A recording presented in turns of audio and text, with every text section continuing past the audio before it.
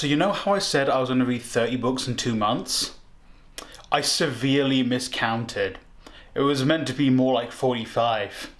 I need to read 30 books in December. Hi, if you're new here, basically I set myself the goal of finishing all the books I had left in my house before the end of the year so I could buy more books in the new year. I counted about 30 something books. Well, I guesstimated 30 something books.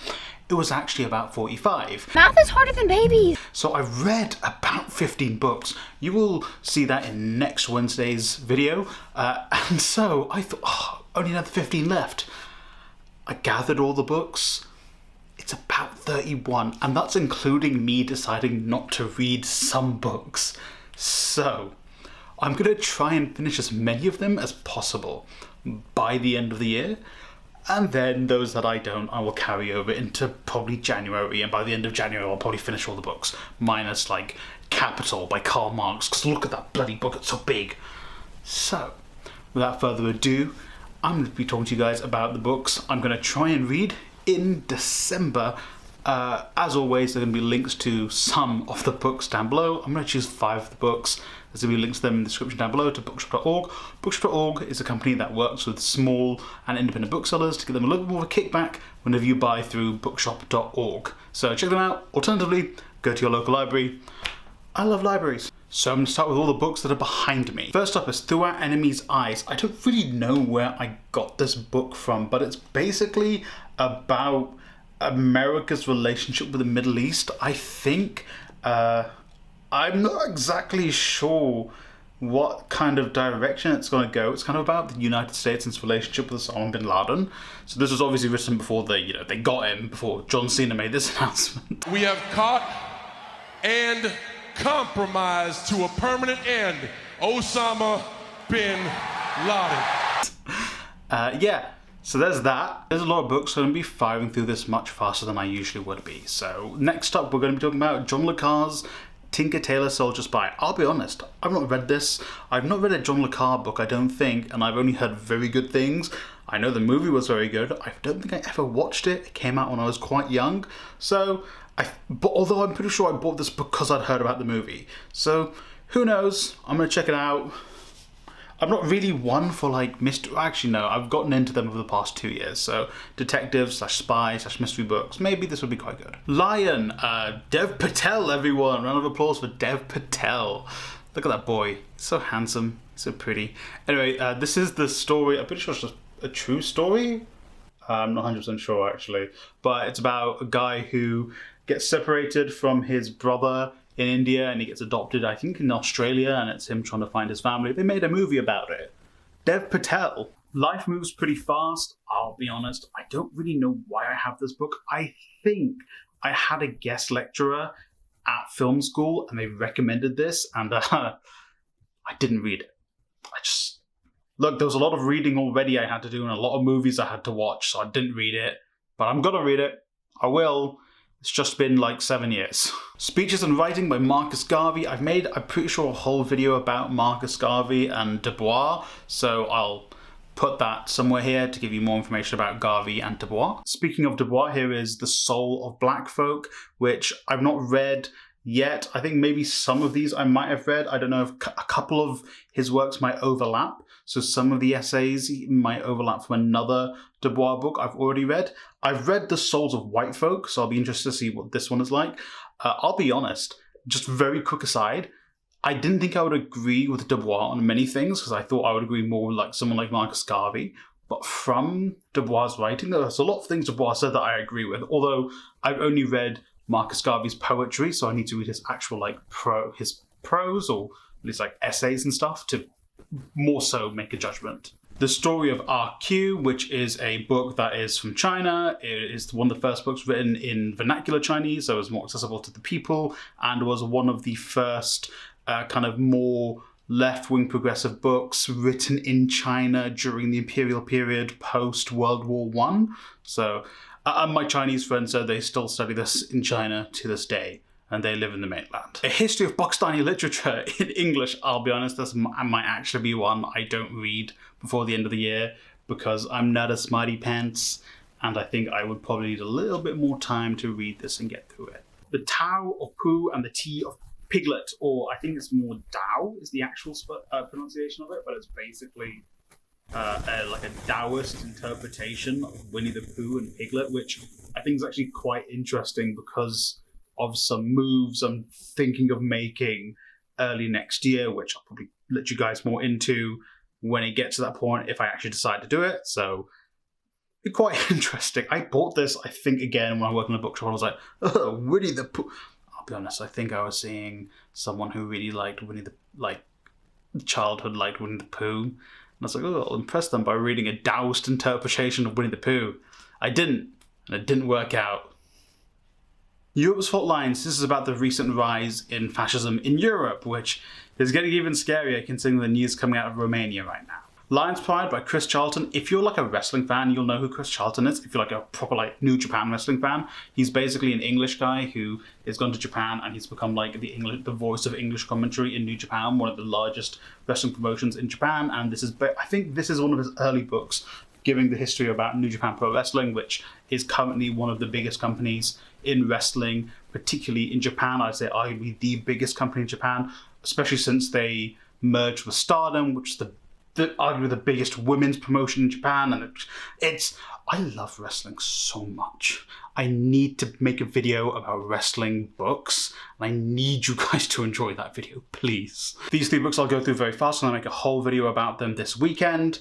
The Future of Palestinian Refugees, Palestine Online, which I think is actually someone's PhD thesis, which I managed to buy from somewhere, and Witness Palestine. So I'm going to actually talk to you guys about these books this Saturday. So hey, come back, tune in to watch those, subscribe to this channel, hit that notification bell, and then you can come back and watch a whole video about those books. Wow, I'm such a good YouTuber now. Now, those were all the books I was reading off my shelf. Now for the big stack of books that were from my other shelf that I didn't count properly. The Walking Dead by George Romero. I hate horror, but I got this book for free when I worked in a bookshop, so I'm going to read it because it's cut really weird at the back. Like it's cut off, so we couldn't sell it. So I was like, please sir, can I have the book?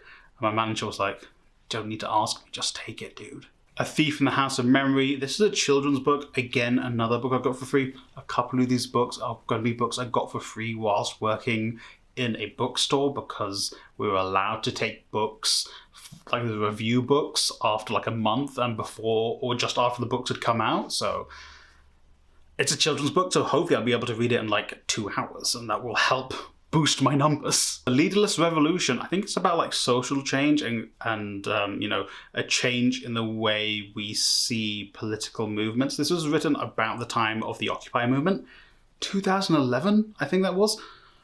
I didn't buy this book. I think my older sibling bought this book, and I'm the most based person in my family, I gotta say. So I'm surprised that I wasn't the one who bought this book. The Catastrophe, again, no idea why I own this. I see Patrice Lumumba mentioned on the back, so might be awesome, might be CIA propaganda, we will have to see. The Wildling, it's set in India, in Delhi, so I think this was one I got for free. No Rules Rules, I think it's by the guys who founded Netflix. Look, I eat the rich. I'm an eat the rich guy. I think one of my managers bought this book for all of the people he managed. And he was like, guys, fintech. It was during COVID, so I think he was trying to be like a nice guy. I love him to bits. So I think he was just being like, guys, here's a book you guys can read during the lockdown. Hee hee. And I'm like, thanks, mate. I'll take a free book, I suppose. The Fisherman, shortlisted for the Man Booker Prize, which is interesting because the same year this was shortlisted, I've just read a book that won the Man Booker Prize in 2015. That's actually spoilers, but you'll find out more about that next Wednesday. And I heard good things about this, and it was £2 from Noxfam. Guantanamo Diaries, a pretty self-explanatory. The Ables, I'm pretty sure young me was gaslit into buying this because I used to watch Cinema Sins as a young'un, and the guy from Cinema Sins, or at least one of the guys from Cinema Sins, wrote this. So I hope it's good, because I think young me paid way too much for this book. The Massacre of Mankind. This is a proof copy. It is meant to be a sequel to War of the Worlds, apparently authorized by the H.G. Wells estate.